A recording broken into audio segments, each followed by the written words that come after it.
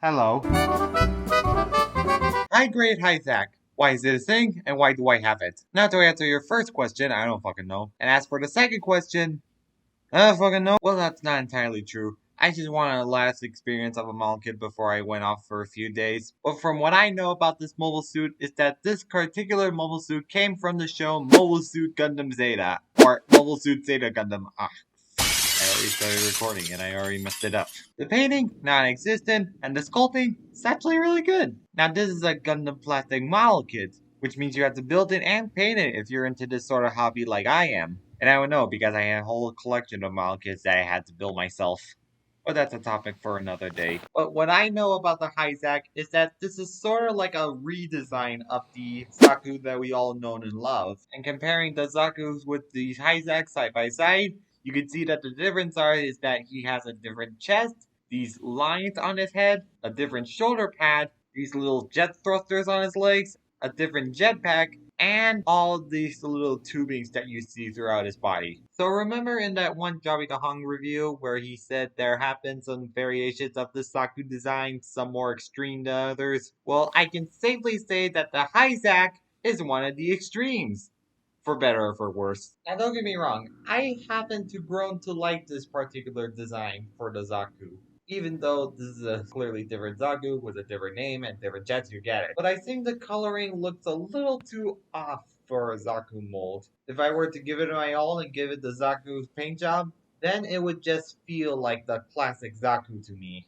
And if there's anything I care more about than anything else in the world, it's the legitimacy of Zaku designs. I still don't know why I bought this kit. So when it comes to these high grade kits, there are some parts of this kit that are left unpainted, and only a few of these details get the sticker treatment. Now the eye sticker doesn't look too bad, especially with the black sticker underneath it. But then there are just stickers that make me wanna yeah. So coming back to the back, you can see the previously mentioned jetpack that I talked about earlier, and it is one of the most clever detailed jetpacks I ever seen. It's got a rotating thingy, hinge joint at that thingy, and these little ball jointed thingies. It's kinda cool, but this not as cool. So like I said earlier, these things are on ball joints which pop off really easily and that can get kind of annoying, and this particular thingy is very loose.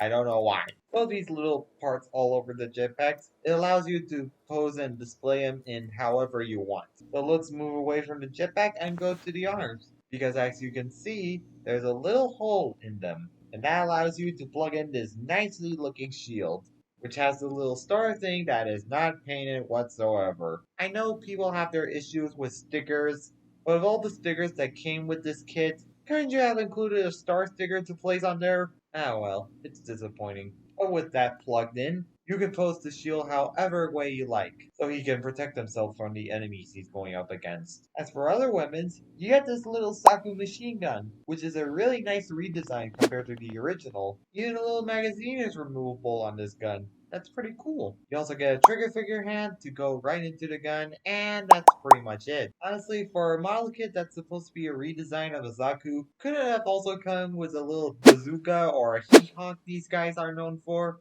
Though the gun also has this little movable handle here that you can place with his other hand for even more posing options. And speaking of pose, this won't take long, I promise. Ball joint in the head, and of course every ball joint, rotation at the arm moves out, the shoulder pad's on a ball joint, and so is the other one. Elbow swivel, bend at the elbow, ball joint at the wrist, swivel at the waist. Front skirt moves up, which allows for a kick. Can't move back that far. Side skirts barely move out, but you still get a beautiful spread. No real side swivel. Bend at the knee, ball joint at the ankle. Every ball joint can be up and down, and a pivot. Posability on this guy is good, but I might have been spoiled by Transformers recently. And even though this is supposed to be a giant robot, the model kit itself, not that giant. Here's Studio Series Overload, Studio Series Bone Crusher, Target Optimus Prime, and the new Gundam, why not? Overall, this kit's pretty good.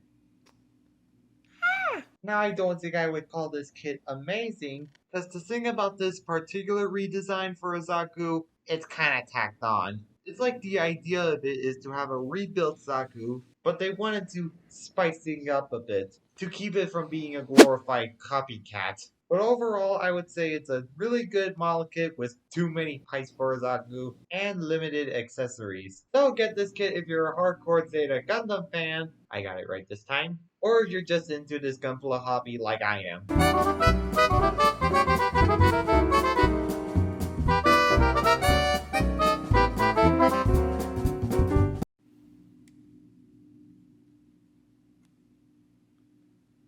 Wow. It actually held on to this review. What a Oh, fuck.